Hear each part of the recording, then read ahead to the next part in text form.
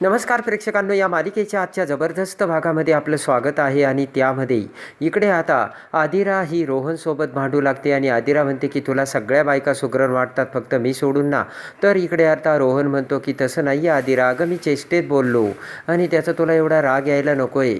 आणि आदिरा म्हणते की इथे तुझ्या आवडीचं जेवण करण्याचा मी इकडे प्रयत्न करू राहिली आणि तुला तुला ना माझी जरासुद्धा कदर नाही आहे रोहन. आणि इकडे आता रोहन म्हणतो की जर तुला एखादी गोष्ट जमत नाही तर तुझी एनर्जी तू का वाया घालवतेस आदिरा. तर आता हात जोडतच आदिरा म्हणते की रोहन प्लीज मला बोलू नकोस, माझं चुकलं. आणि इकडे आता आदिरा म्हणते की रोहन माझंच चुकलं, अरे मला वाटलं होतं जेव्हा तू जमून घरी येशील तेव्हा ना हे बघून तुझ्या चेहऱ्यावरती स्माईल येईल, म्हणून मी हे सगळं करण्याचा घाट घातला. आणि तेवढ्यात आता मंदाकिनी तिथे येत म्हणते की आदिरा काय बडबड लावली, सगळं तो दमून आलाय ना, तू तुझं काम कर ना, कशाला त्याला त्रास देतेस. तर आता आदिरा अजूनच भडकते आणि म्हणते की ऑफकोर्स आई, तुम्हाला ना फक्त माझी चूक दिसते. आदिरा म्हणते की पण तुमचा मुलगा किती इन्सेन्सिटिव्ह बोलतोय ना, ते तुम्हाला कळणार नाही. तेवढ्यात स्वानंदीचे बाबा देखील तिथे येतात आणि रागाने आदिरा तेथून ते सगळं सोडून निघून जाते. तर ते बघून मंदाकिनी म्हणते की हे काय, याला काही अर्थ आहे का, हे सगळं गॅस चालू वगैरे आणि ही सगळं असंच टाकून गेली, मी काही करणार नाही बरं का. आणि मंदाकिनी सुद्धा रागाने निघून जाते. आणि स्वानंदीचे बाबा आता रोहनला म्हणतात की रोहन एकदम शांततेत जाऊन तिला समजाव दर्शिक. तर रोहन म्हणतो की आलोच बाबा आणि रोहन जातो. इकडे आता समर बेडरूममध्ये येतो. तर स्वानंदी तिच्या केसामधील अटकलेली पिन काढत असते. समर म्हणतो की अहो काय करताय. स्वानंदी म्हणते की पिन अटकली. तर समर म्हणतो राहू द्या ना. आणि त्यानंतर इकडे आता समर आता स्वानंदीकडे प्रेमाने बघू लागतो आणि तेवढ्यात आता स्वानंदी ही हातातील पिन काढून समरच्या हातात देते आणि जाऊ लागताच समर आता स्वानंदीचा हात धरतो. आणि स्वानंदीचा हात धरता क्षणी इकडे स्वानंदीला अजून चूर होते आणि लगेच आता समर स्वानंदीला आपल्याकडे ओढतो. तर आता स्वानंदी म्हणते काय करताय, दरवाजा उघडाय. तर समर म्हणतो की मला ना तुमच्यावर आता प्रेम येतंय. आणि स्वानंदी पुन्हा आता समरपासून बाजूला जाते. आणि त्यानंतर आता मात्र समर प्रेमाने दरवाजा बंद करतो. आणि आता समर हा स्वानंदी शेजारी येऊन बसतो आणि म्हणतो की मला विश्वास बसत नव्हता, पण आता तुमच्याकडे बघून मला वाटतंय की खरंच तुम्ही खरे आहात. तर लगेच आता स्वानंदी म्हणते की खरं का. आणि त्यानंतर इकडे आता प्रेमाने स्वानंदी समरकडे बघून हसू लागते. तर समरही आता स्वानंदीकडे एकटक बघत आता हसू लागतो. आणि इकडे आता रोहन पुन्हा बेडरूममध्ये येत आदिराला म्हणतो की आदिरा अगं काय करतेस, एवढं तुला चिडायला काय झालं. तर आता आदिरा म्हणते की काय झालंस म्हणून विचारतो, आता काय झालं तुला माहीत नाही का. आणि इकडे आता रोहन म्हणतो की आदिरा हे बरोबर नाही आहे, मी वातावरण चिघळण्याचा प्रयत्न करतोस आणि एवढं सगळं होऊनही तू माझ्यावरच चिडतेस. इकडे आता आदिरा म्हणते की इनफ रोहन, बस झाला आता. आणि आदिरा म्हणते की आता तू काही बोलू नकोस, माझं डोकं फिरलंय. उगाच जर तू काही बोलला आणि मी काही बोलले तर तू हर्ट होशील.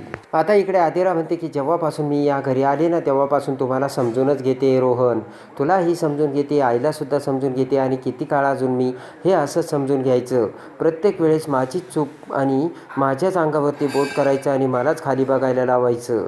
आणि आदिरा म्हणते की ही सगळं मी एकटी सहन करते.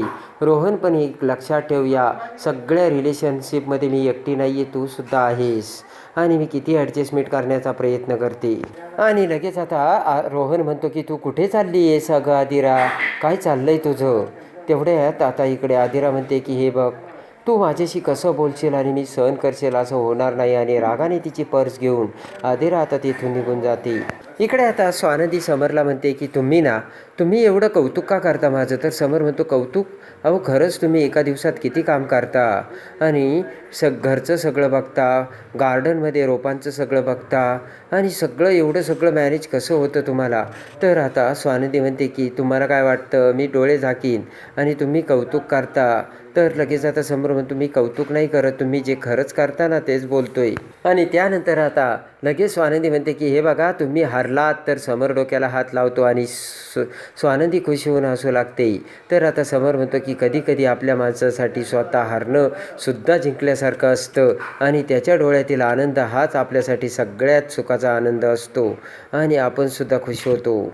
आणि आता समर स्वानंदीचे कौतुक करू लागतो. तर स्वानंदी म्हणते की आता हे अति होतं आहे बरं का. तर समर म्हणतो अजिबात नाही, एकदा तुमच्या डोळ्यात बघा, तुम्हाला ना ते तुमचे डोळे किती सुंदर आहेत असं वाटेल आणि तुमचे डोळेसुद्धा तुमच्यासारखे सुंदर असल्याचे समर बोलता स्वानंदी उठून बाजूला जाते आणि म्हणते की बस न झालं कौतुक.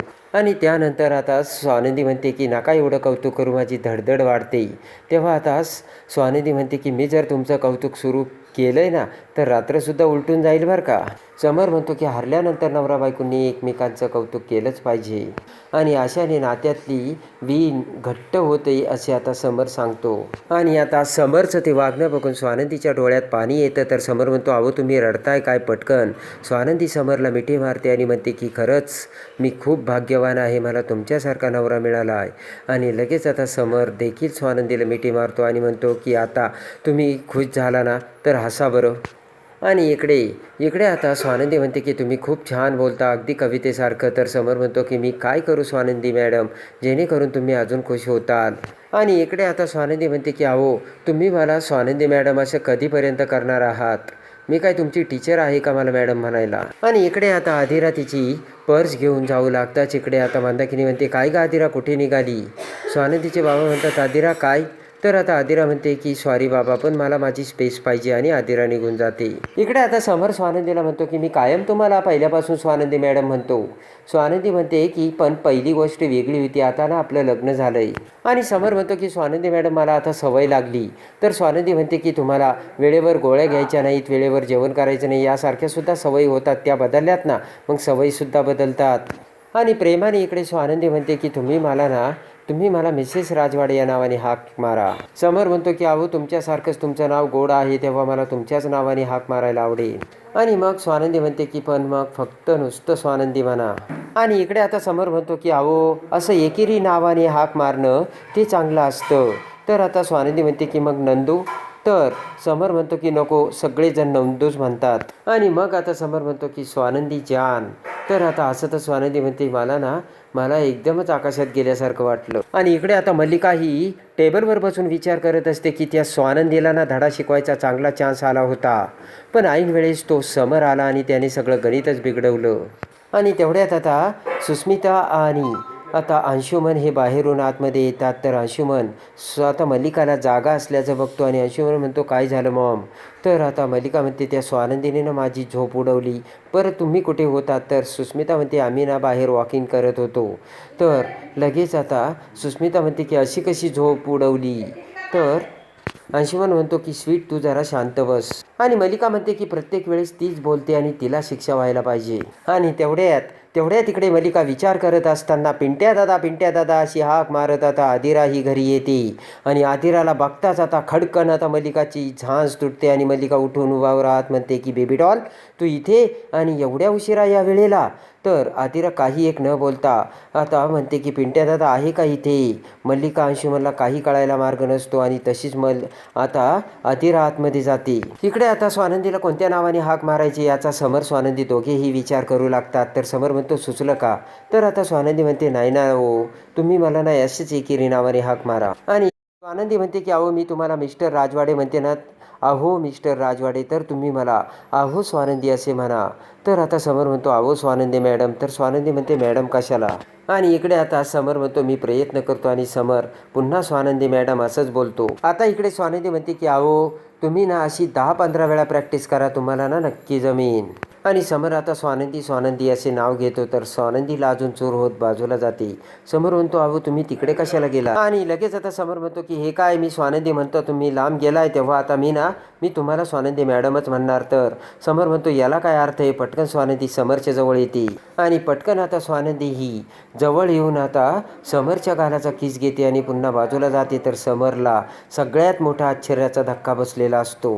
आणि त्यानंतर प्रेमाने समर आता पुन्हा स्वानंदीला जवळ घेतो आणि म्हणतो की स्वानंदी मॅडम तुम्ही एका गालावरती अन्याय करू राहिलात. एक गाल खुश झाला पण दुसऱ्या गालाचं काय.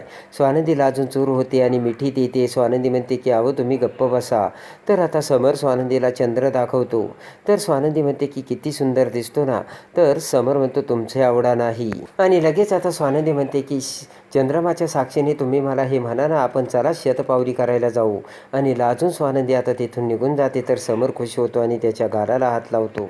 आणि प्रेमाने आता समर आणि स्वानंदी दोघेही एकत्र आलेले असतात. आणि आता त्यानंतर आता स्वानंदी पुन्हा समोर येते आणि म्हणते की तुम्हाला असं वाटतंय का आपण एकमेकांपासून जर दूर गेलो तर आपल्या नात्याची वीण अधिक घट्ट होत जाते. तर समर म्हणतो एकदम बरोबर आहे. पण त्याच वेळेस सुस्मिता आता समर आणि स्वानंदीचं ते बोलणं ऐकते आणि सुस्मिता विचार करते की बापरे, म्हणजे एकमेकांपासून जर लांब राहिलो तर आम्ही पुन्हा आता अंशसोबत मी अजूनच जवळ येईन.